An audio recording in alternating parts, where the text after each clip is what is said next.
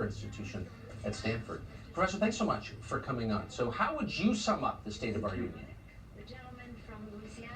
Well, I think it's been one of the most catastrophic first years in presidential history, Tucker. I mean, every single issue is not only proven to be ineffective or even disastrous, but the polls show that, whether it's the border or Afghanistan or inflation or energy or critical race theory.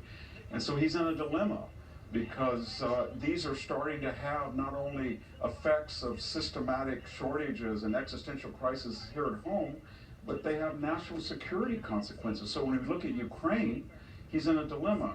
How can he tell the Ukrainians that you have to have secure borders and defend them when he has no concern about our own borders? Or how can he tell the Ukrainians, we're here to help you, we're going to pump oil, we're going to lower these petrodollars that go into the coffers of Vladimir Putin, when he helped cancel or jawbone the East Mediterranean pipeline that would have brought natural gas to Europe? Or he voluntarily destroyed 3 million barrels of U.S. production. He begged Vladimir Putin to pump oil.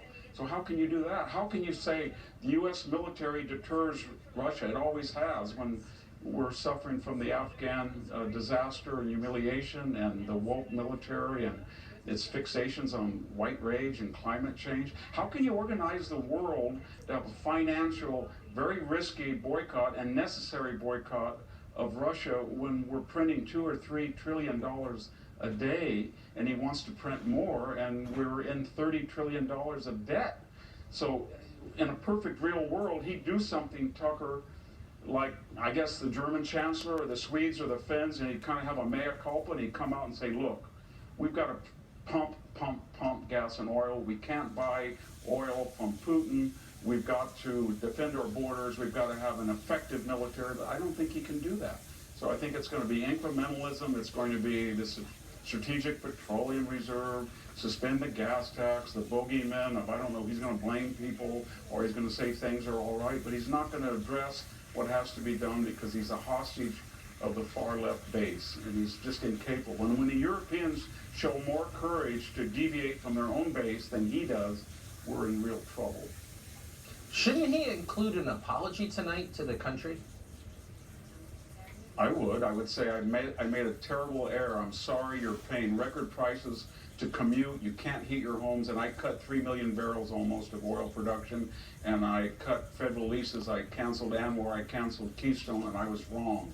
I'm sorry about the U.S. military. Its main directive is to keep you safe. Battlefield efficacy, not white rage and not climate change, and we'll never have another humiliation in Afghanistan. And I'm sorry I'm printing money because we're not in a financial position really to put the screws on Russia by denying them the energy markets.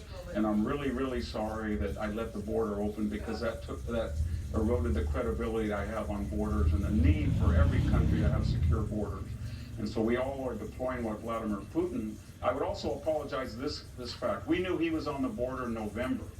And now we see this column sitting there 42 miles long. Why didn't, if you really want to deter him, why didn't you send thousands of javelins and stingers in November and December and January? Why all of a sudden is everybody saying, now we've got to do it? But, you know, it's because we've lacked leadership.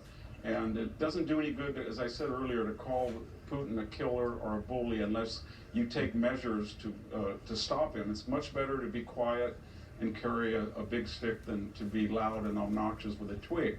So yeah, he owes an apology to the American people, but we're not going to get it. We're going to get more of the blame game, and everything's good and incrementalism, as I said. It's tragic. It really is, because these domestic disasters now have policy ramifications overseas for our very existence and future, and we've got to correct it real quick. David Hanson for us tonight, wrapping up a drama-packed evening, but it continues. Thank you for that. Joe Biden's State of the Union address right now.